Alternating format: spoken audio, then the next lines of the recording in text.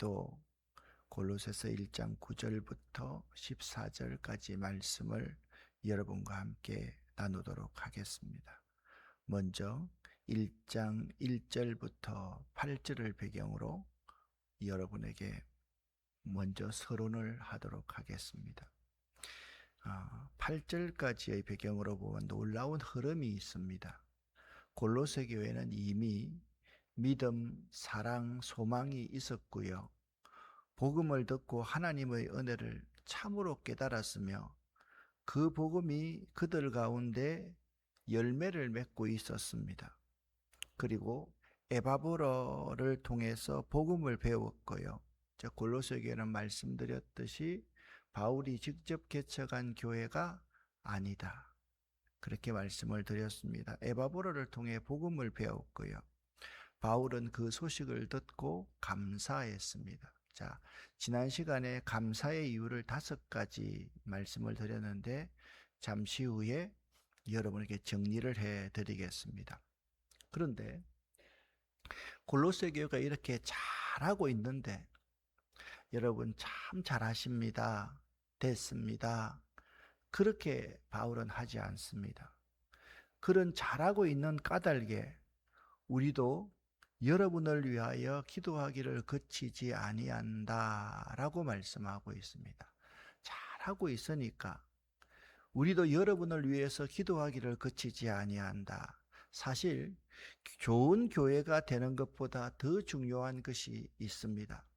좋은 교회가 계속해서 성장하도록 기도하는 것이 훨씬 더 중요합니다. 오늘 본문에서 우리는 바울이 골로새 교회 교인들을 위해서 기도하는 것을 배우게 될 것입니다. 기도의 내용이 무엇인가? 그 배우게 나면 그 기도의 내용이 우리의 기도와 어떻게 다른 점을 깨닫게 될 것입니다. 여러분과 제가 먼저 본문 말씀 골로새서 1장 9절부터 14절까지의 말씀을 함께 합독하겠습니다. 이로써 우리도 듣던 날부터 너희를 위하여 기도하기를 그치지 아니하고 구하노니 너희로 하여금 모든 신령한 지혜와 총명에 하나님의 뜻을 아는 것으로 채우게 하시고 주께 합당하게 행하여 범사에 기쁘시게 하고 모든 선한 일에 열매를 맺게 하시며 하나님을 아는 것에 자라게 하시고 그의 영광의 힘을 따라 모든 능력으로 능하게 하시며 기쁨으로 모든 견딤과 오래 참음에 이르게 하시고 우리로 하여금 빛 가운데서 성도의 기업의 부분을 얻기에 합당하게 하신 아버지께 감사하게 하시기를 원하노라. 그가 우리를 흑암의 권세에서 건져내사 그의 사랑의 아들의 나라로 옮기셨으니 그 아들 안에서 우리가 속량 곧 죄 사함을 얻었도다. 아멘. 말씀드렸습니다. 8절까지에서 바울이 하나님께 감사한 이유는 5가지였습니다. 첫 번째, 그들에게 그리스도를 향한 믿음이 있었기 때문에. 두 번째, 모든 성도를 향한 사랑이 있었습니다. 세 번째, 하늘에 쌓아둔 소망이 그들 가운데 있었습니다.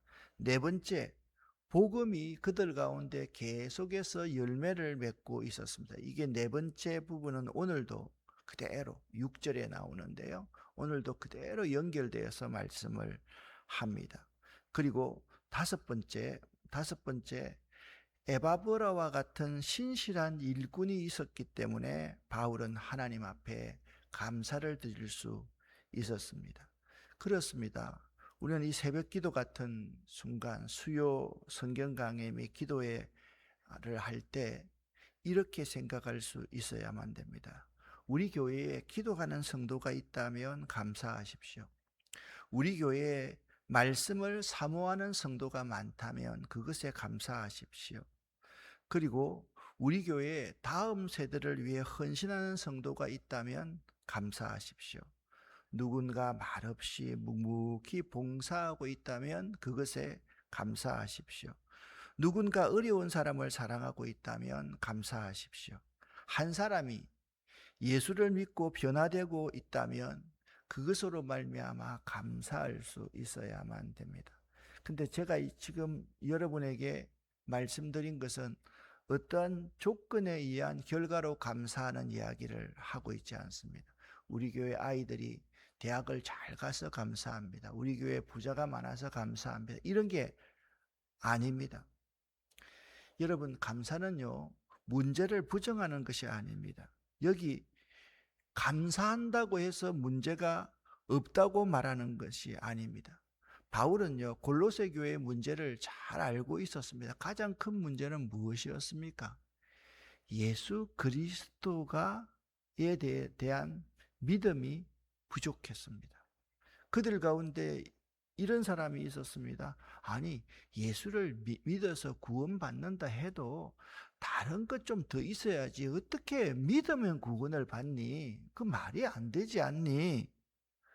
그런데 바울은요, 문제보다 은혜를 보았습니다. 그러니까 바울에게는 뭐가 있었는가 하면 문제 가운데서 은혜를 보는 눈이 있었다라는 사실입니다. 이 믿음의 눈이 바울에게 있었기 때문에 골로새 교회를 향해서 감사할 수 있었고, 그리고 오늘 그들을 위해서 기도할 수 있었던 겁니다. 그래서 오늘 본문의 제목은 아주 단순합니다. 골로새 성도들을 위한 사도 바울의 기도. 근데 오늘 이 말씀을 묵상하면서 한 가지 질문이 생겼습니다. 바울은 골로새 교회를 위해 무엇을 기도했을까? 골로새 교회가 문제도 있었지만 문제가 많은 교회였습니까? 사실 그렇지는 않았습니다. 바울에게 문제를 보는 문제 배후에 은혜를 보는 눈이 있었다라고 말씀을 드렸습니다. 1장 4절을 보면 그들에게는 그리스도 예수 안에 있는 믿음이 있었습니다. 성도들을 향한 사랑도 있었습니다. 하늘에 쌓아둔 소망도 있었습니다.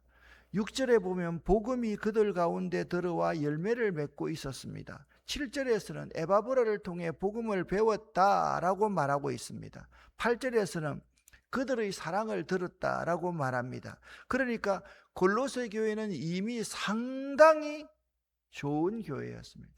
우리가 있잖아요. 우리의 눈을 바로 가지고 교회를 보면 그 교회는 상당히 좋은 것만 보이는데 은혜를 보는 눈이 없으면 안 좋은 것만 보입니다. 저 사람 새벽기도 나오는데 왜 저 자리에 앉아? 저 사람 말이야 교회 나와가지고 왜 저렇게 해? 여러분 그거 볼 필요 있습니까? 없습니까?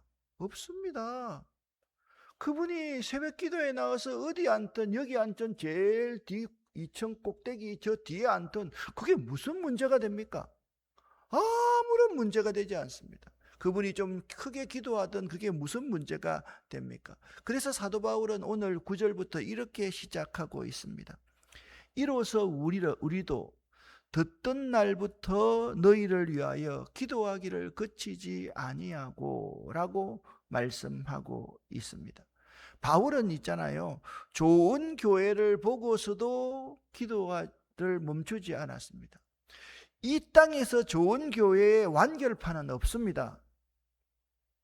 현재 좋은 교회가 더 좋은 교회가 될 수 있도록 기도하기를 듣던 날부터 그치지 아니하였다라고 말씀하고 있습니다. 오히려 좋은 교회를 보았기 때문에 더 기도했습니다. 왜냐하면 신앙은요, 믿음은 현재 상태가 아니라 계속 자라가야 할 생명이기 때문에 그렇습니다. 어제 여러분에게 말씀드렸죠. 복음은 뭐라고요? 생명이다. 생명은 자라게 되어 있다. 믿음도 생명입니다. 그래서 믿음은 반드시 자라나야만 합니다. 교회 공동체도 생명입니다. 유기체입니다. 죽어있는 조직이 아닙니다. 그래서 계속해서 자라가지 않으면 안 된다라는 것입니다. 그러므로 좋은 성도는 이미 받은 은혜에 머물지 않고 더 깊이 알아가야만 합니다. 9절에 하나님의 뜻을 아는 것으로 채우게 하시고 이렇게 말씀하고 있습니다. 더 열심히 봉사하게 해주십시오. 우리 교회 재정이 넉넉하게 해주십시오. 교회가 커지게 해주십시오라고 기도하지 않았습니다. 하나님의 뜻을 아는 것으로 채워지게 하십시오라고 기도하고 있는 것입니다. 여기서 아는 것이라는 단어가 중요합니다. 이 헬라어 에피그노시스라는 단어인데 그냥 정보를 아는 그노시스보다 더 깊은 의미를 가지고 있는 단어가 에피그노시스라는 단어입니다. 하나님의 뜻은 단순히 지식으로 파악하는 것이 아니라 하나님을 인격적으로 알고 깨달을 때 하나님을 알아갈 수가 있습니다. 구절의 문맥에서 그 지식이 실제적인 삶의 방향으로 이어지고 있습니다. 바울은 이렇게 기도하고 있는 것입니다. 주님, 이분들이 하나님에 관한 지식을 많이 갖게 해 주십시오가 아니라 하나님을 더 깊이 알아서 하나님의 뜻이 무엇인지 분별할 수 있는 사람이 되게 해 주십시오 라고 기도하고 있다라는 겁니다. 많이 아는 것이 아니라 더 깊이 바로 알게 해 주십시오. 그렇게 기도. 여러분, 선무당이 사람 잡는다라는 말이 있습니다. 제일 무서운 사람 어떤 사람인가 합니까? 신학이라는 것을 조금 하고 나서 그게 전부라고 생각하는 사람, 제일 무서운 사람입니다. 조금 아는 것이 전부라고 생각해서 다른 사람을 정죄하는 거예요. 여러분, 깊이 들어가면 내가 알지 못하는 무궁무진한 세계가 그 속에 있다라는 사실을 깨달아 알게 됩니다. 믿음은요, 아는 것이 많아지는 것만이 아니라 하나님을 아는 만큼 달라지는 것이 믿음입니다. 그래서 이미 받은 은혜에 머물지 않고 더 깊이 알아가야 한다. 다시 한번 강조합니다. 하나님을 인격적으로 만나 아는 것만큼 달라지는 것이 우리의 믿음이다. 두 번째입니다. 그들에게 필요한 것은 새로운 복음이 아니었습니다. 이미 들은 복음의 깊이였습니다. 1절부터 8절 말씀을 지금 세 번째 말씀을 드립니다.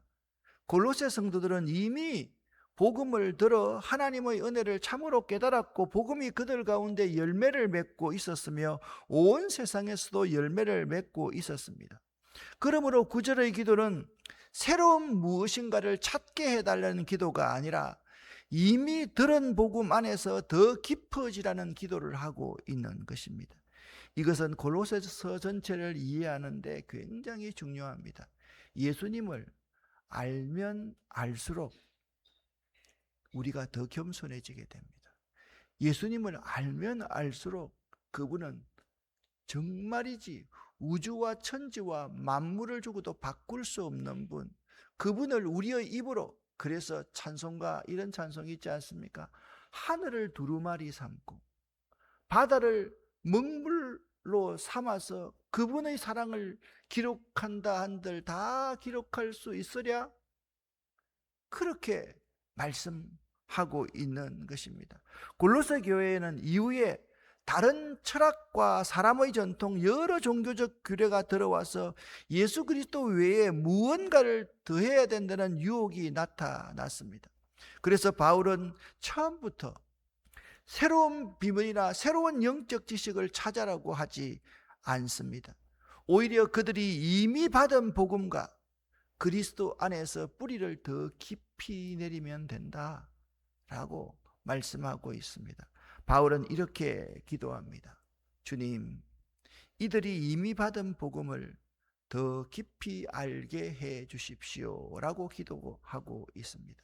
그런데 하나님의 뜻을 아는 지식에는 방향성이 있습니다. 10절 말씀입니다. 주께 합당하게 행하여, 이게 방향성입니다. 여기 행하다라는 헬라어 페리파테오라는 단어는 문자적으로 긋다라는 의미를 가지고 있습니다.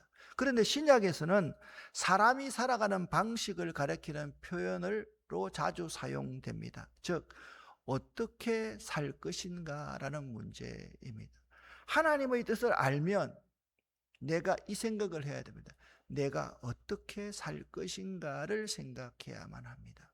어떻게 사는 것이 바르게 사는 것인가를 생각해야 된다라는 말입니다. 그냥 목숨만 붙어 있으면 뭐합니까? 바르게 살아야지요. 옳게 살아야지요. 바른 방향으로 살아가야지요. 그 바울의 논리는 아주 분명합니다. 아는 것은 걷는 것이고, 지식은 삶이고, 교리는 행동이고, 믿음은 생활이다.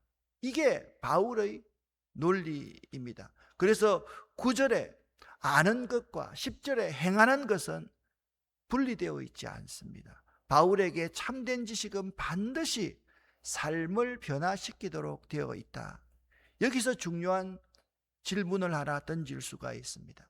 내가 하나님을 얼마나 아는가 보다 내가 하나님을 안다는 사실이 나의 삶을 얼마나 바꾸고 있는가를 질문할 수 있어야 됩니다.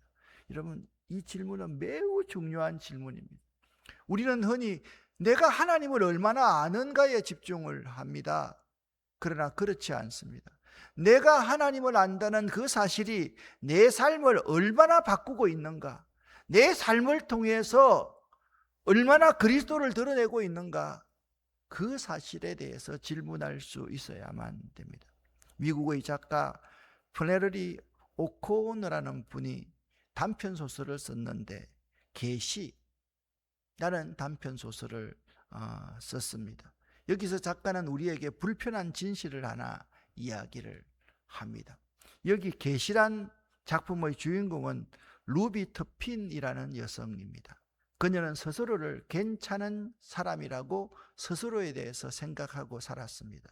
믿음도 있고요, 예의도 바르고요, 사람들에게 친절한 여인이었고요, 그리고 무엇보다 세상을 질서 있게 바라보는 여인이었습니다. 그런데 그 질서 안에는 아주 분명한 사람의 등급이 있었습니다.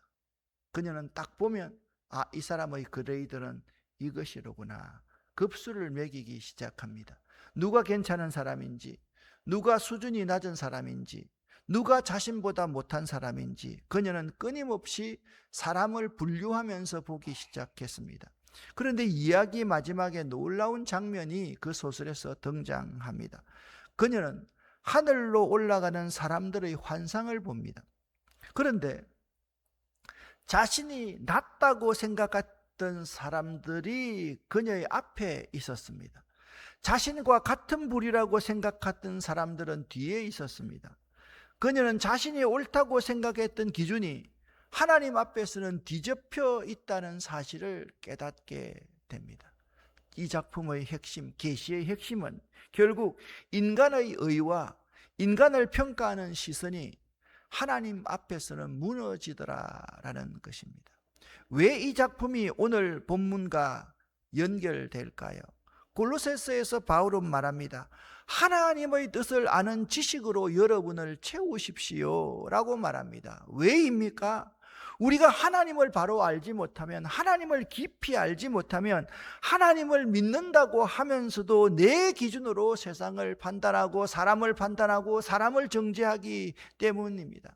하나님을 아는 지식은 우리의 머리를 채우는 것이 아닙니다. 우리의 눈을 바꾸는 것입니다. 내가 보던 사람을 다르게 보게 합니다. 내가 보던 돈을 다르게 보게 합니다. 내가 생각하는 성공을 다르게 보게 합니다. 내가 생각하던 실패를 다르게 보게 합니다. 고난을 다르게 보게 합니다. 심지어 나 자신도 다르게 보게 합니다. 그렇습니다. 우리는 있잖아요, 내 기준이 하나님을 진심으로 보지 않고 하나님을 깊이 알지 못하면 항상 내 눈으로만 이 세상을 바라보게 되어 있는 부족하고 죄 많은 존재라는 사실을 알아야만 합니다. 하나님의 뜻을 아는 사람에게 나타나는 첫 번째 열매는 좋은 일입니다. 10절 후반부에 모든 선한 일에, 모든 좋은 일에 열매를 맺게 하시며 라고 말씀하고 있습니다. 재미있는 것은 6절에서도 같은 이미지가 등장했다라는 것입니다. 언급했지요. 6절에서 복음이 이미 열매를 맺습니다. 그리고 온 세상의 복음이 편만하게 열매를 맺고 있습니다. 그리고 10절에서 성도가 선한 열매를 맺는다라고 말씀하고 있는 것입니다. 즉 복음이 열매를 맺고 성도가 열매를 맺습니다. 내가 억지로 열매를 만들어내는 것이 아닙니다. 복음이 내 안에 살아 움직이면, 예수가 내 안에 주인이 되면 자연적으로 삶에서 열매가 나타나게 되어 있습니다. 그래서 기독교 신앙은 열매 없는 지식이 아닙니다. 삶이 없는 지식이 아닙니다. 생활이 없는 지식이 아닙니다. 복음은 반드시 사람을 변화시키고 환경을 변화시키고 그리고 공동체를 변화시키는 힘이 있습니다. 사랑이 생깁니다. 용서가 생깁니다. 인내가 생깁니다. 정직이 생깁니다. 섬김이 생깁니다. 그리고 가장 중요한 것은 다른 사람에게 유익을 주는 사람이 되어야 합니다. 그런데 바울은 더 큰 능력을 구하지 않습니다. 오래 견디는 능력을 참 구합니다. 저는 이 말씀이 너무 은혜가 되었습니다. 11절에 그의 영광의 힘을 따라 모든 능력으로 능하게 하시며, 우리는 여기서 능력이라고 하면 무엇을 생각합니까? 기적, 성공, 문제 해결, 놀라운 성취 등등을 말을 합니다. 그런데 바울이 이 능력을 어디에 사용하기를 기도하고 있습니까? 모든 견딤과 오래 참음에 이르게 하시고, 여러분 이 능력을 있잖아요, 오래 참음과 모든 견딤에 이르게 하는 것이 능력이다라고 말씀하고 있습니다. 여기 두 단어가 나옵니다. 하나는 히포모네라는 단어와 또 하나는 마크로티미아라는 단어가 나옵니다. 여러분 놀랍지 않습니까? 하나님의 능력이 가장 강하게 나타나는 모습 중 하나가 끝까지 견디는 것, 모든 상황을 견디는 것이 하나님의 능력이라는 겁니다. 여러분 그분에게 하나님의 능력이 있는 것은 어떤 상황 가운데서도 견딜 수 있고 모든 상황을 끝까지 견뎌내는 것, 그것이 능력임을 믿으시기를 예수 이름으로 간절히 축원합니다. 우리는요 능력 있는 사람을 무언가를 큰 일을 해내는 사람이라고 생각을 합니다. 그러나 바울은 다르게 말합니다. 끝까지 믿음을 지키는 사람이 강한 사람이다. 능력 있는 사람이다. 여러분 교회도 마찬가지입니다. 능력 있는 사람은 끝까지 남아있는 사람입니다. 그 교회를 개척하고 나서 그 교회 끝까지 남아서 기둥이 되고 또한 담이 되고 그 교회의 한 줌의 흙이 되는 것이 능력인 것입니다.